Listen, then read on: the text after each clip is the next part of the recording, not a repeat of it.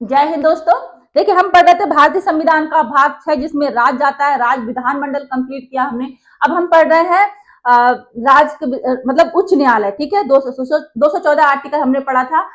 पिछले वीडियो में हमने आर्टिकल 218 कंप्लीट किया था। आपने वीडियो ना देखा हो तो वीडियो देखेगा। उसमें हमने पढ़ा था उच्चतम न्यायालयों से संबंधित कुछ उपबंधों का उच्च न्यायालय पे लागू होना।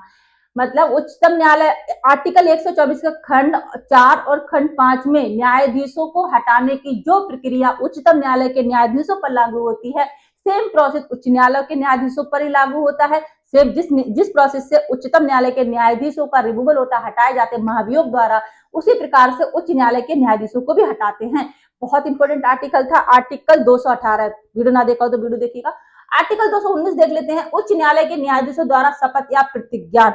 उच्च न्यायालय का न्यायाधीश होने के लिए नियुक्त प्रत्येक व्यक्ति, जो व्यक्ति उच्च न्यायालय के न्यायाधीश होने के लिए नियुक्त हुआ है, वो राज्यपाल के समक्ष शपथ लेता है। ठीक है, पढ़ लेते हैं। उच्च न्यायालय का न्यायाधीश होने के लिए नियुक्त प्रत्येक व्यक्ति अपना पद ग्रहण करने से पहले उस राज्य के राज्यपाल या राज्यपाल के द्वारा इस प्रयोजन के लिए नियुक्त व्यक्ति या राज्यपाल ने किसी और व्यक्ति को इस प्रोसेस के लिए नियुक्त किया हो, उसके समक्ष शपथ लेते हैं।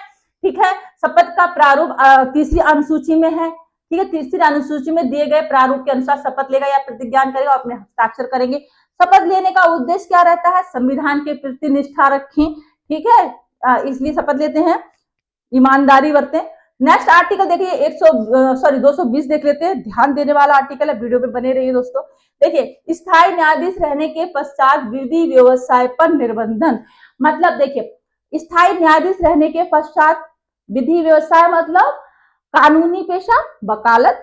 अगर आप स्थायी न्यायाधीश रहे हैं तो आप वकालत नहीं कर सकते। कहाँ वकालत नहीं कर सकते? वहां नहीं कर सकते मतलब जिस हाई कोर्ट में आप न्यायाधीश रहे हैं वहां वकालत नहीं कर सकते, वहां पर रोक है। और जिस न्यायालय में मतलब जिस उच्च न्यायालय में आप न्यायाधीश रहे हैं वहां से संबंधित जो भी न्यायालय थे उस उच्च न्यायालय से संबंधित अन्य न्यायालय जैसे कि जिला अदालतें वगैरह हो गई, निचली अदालतें हो गई, उससे संबंधित उनमें भी आप नहीं कर सकते, वकालत नहीं, प्रैक्टिस नहीं कर सकते। लेकिन सर्वोच्च न्यायालय में कर सकते हैं, किसी अन्य उच्च न्यायालय में कर सकते हैं। बस इतना ही है इस आर्टिकल में समझने वाला। ठीक है, देखिए, स्थायी न्यायाधीश रहने के पश्चात विधि व्यवसाय पर निर्बंधन। कोई व्यक्ति जिसने इस संविधान के प्रारंभ के पश्चात किसी उच्च न्यायालय में स्थायी न्यायाधीश के रूप में पद धारण किया है, उच्चतम न्यायालय और अन्य उच्च न्यायालय के सिवाय, उच्चतम न्यायालय और अन्य उच्च न्यायालय के सिवाय भारत के किसी न्यायालय या किसी प्राधिकारी के समक्ष अधिवाचन का कार्य नहीं करेगा। ठीक है, देख लेते हैं। इस आर्टिकल में एक स्पष्टीकरण भी दिया है। जब आप आर्टिकल देखेंगे नीचे की स्पष्टीकरण दिया, वो बहुत इंपॉर्टेंट है। स्पष्टीकरण के रूप में अनुच्छेद ये कहता है कि उच्च न्यायालय की परिभाषा में 1956 के 7वें संशोधन के पूर्व के प्रथम अनुसूची भाग ख में शामिल राज्य के हाई कोर्ट को शामिल नहीं किया गया है। ठीक है, कौन से हाई कोर्ट को शामिल नहीं किया गया है? जो प्रथम अनुसूची के भाग ख में थे। ठीक है, कौन से आर्टिकल थे, वो कौन से राज्य थे, हम देख लेंगे। देखिए, फिर से पढ़ लेते हैं। स्पष्टीकरण के रूप में अनुच्छेद ये कहता है कि उच्च न्यायालय की परिभाषा में, जो उच्च न्यायालय की परिभाषा दी है कि उच्च न्यायालय की परिभाषा में 1956 के 7वें संशोधन से पहले, मतलब 1956 में 7वां संशोधन हुआ था, उससे पहले जो प्रथम अनुसूची के भाग ख में जो राज्य थे, ठीक है, वो हाई कोर्ट में उसको शामिल नहीं किया गया। आप वहां वकालत में छूट दी गई है। ठीक है, देखिए,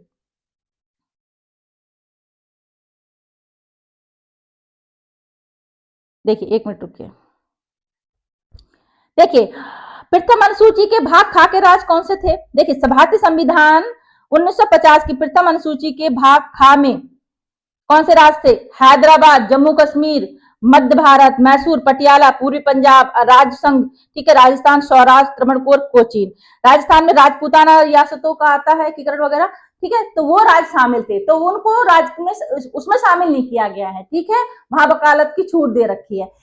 पढ़ेंगे और अच्छे समझ में आएगा। देखिए, सरल शब्दों में अगर कहें तो अनुच्छेद 220 कहता है कि यदि कोई व्यक्ति किसी राज्य के उच्च न्यायालय में स्थायी न्यायाधीश रह चुका है तो वह सेवानिवृत्ति, रिटायरमेंट के बाद ठीक है, या न्यायाधीश का पद छोड़े जाने के बाद भारत के केवल सर्वोच्च न्यायालय या किसी अन्य उच्च न्यायालय में ही पैरवी कर सकता है, मतलब वकील की दलील कर सकता है। इसका अर्थ यह है कि उच्च न्यायालय के सेवानिवृत्त न्यायाधीश को अपने उसी उच्च न्यायालय में या अधीनस्थ निचली अदालतों में वकालत करने की अनुमति नहीं है, लेकिन वह सर्वोच्च न्यायालय दूसरे उच्च न्यायालय में अभ्यास कर सकता है।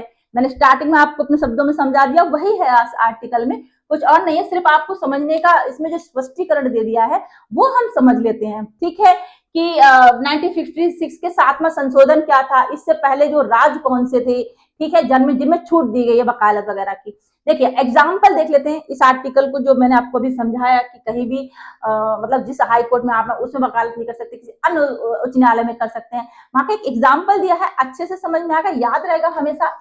यदि कोई न्यायाधीश, मान लीजिए यदि कोई न्यायाधीश मद्रास उच्च न्यायालय में सेवा देकर सेवानिवृत्त हो गया, रिटायर हो गया, तो वह मद्रास उच्च न्यायालय या उसकी अधीनस्थ जिला अदालतों में वकालत नहीं कर सकता, लेकिन वह दिल्ली हाई कोर्ट में कर सकता है, ठीक है, या सुप्रीम कोर्ट में प्रैक्टिस कर सकता है। आया समझ में? जो मैंने आपको समझाया वही है, कुछ और नहीं है अलग से। ठीक है, इतना ही है। देखिए अनुच्छेद 220 में 7वां संशोधन क्या बदलाव लाता है?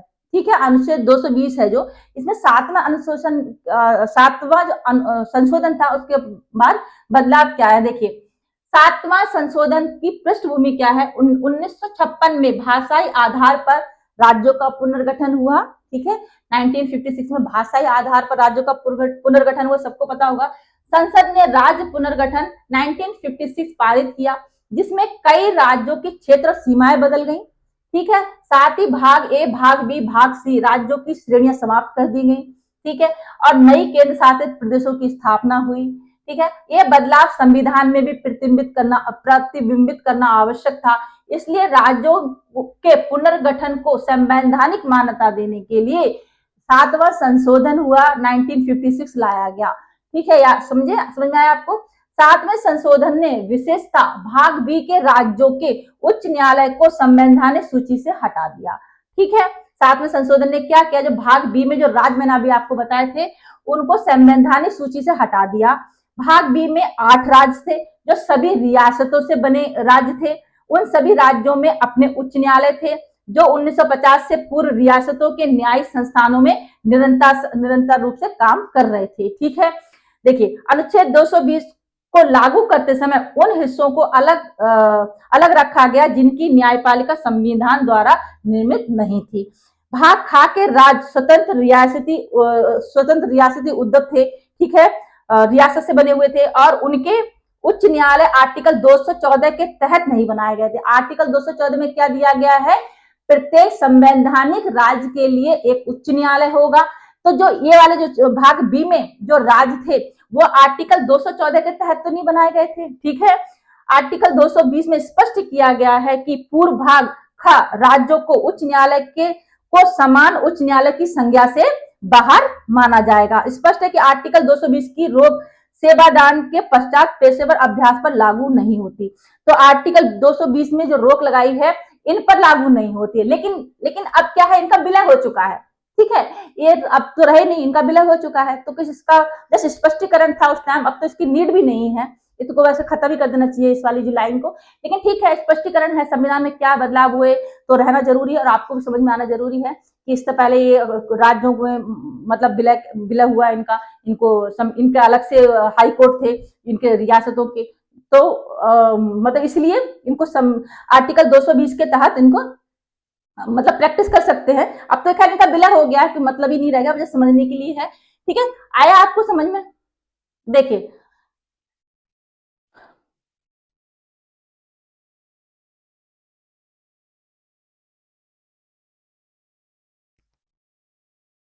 एक चीज और इम्पोर्टेंट है, देखिए संशोधन से पहले देखिए उच्च न्यायालय के किसी भी सेवानिवृत्त न्यायाधीश को देश में कहीं भी मुकदमे या फैसले को पक्ष रखने की अनुमति नहीं थी।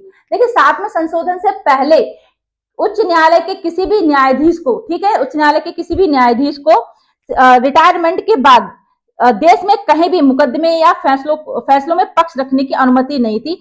7वें संशोधन के बाद अनुच्छेद 220 आपके सामने ये है, उससे पहले कहीं भी अनुमति नहीं थी। 7वां संशोधन हुआ तो ठीक है, दूसरे उच्च न्यायालयों में और सर्वोच्च न्यायालयों में आपको छूट दे दी कि वहां वकालत कर सकते हो। ठीक है, साथ में संशोधन से पहले वहां भी नहीं थी। ठीक है, आया समझ में? ठीक है, कंप्लीट हुआ यहाँ पे आर्टिकल। कुछ भी समझ में, देखिए एक दो बार सुनेंगे, मुझे अच्छे समझ में आएगा। ठीक है, जानकारी आपको पसंद आई हो, समझ में आई हो तो चैनल को लाइक सब्सक्राइब शेयर जरूर करें दोस्तों। हम नेक्स्ट वीडियो में मिलते हैं। जय Hind, thank you so much.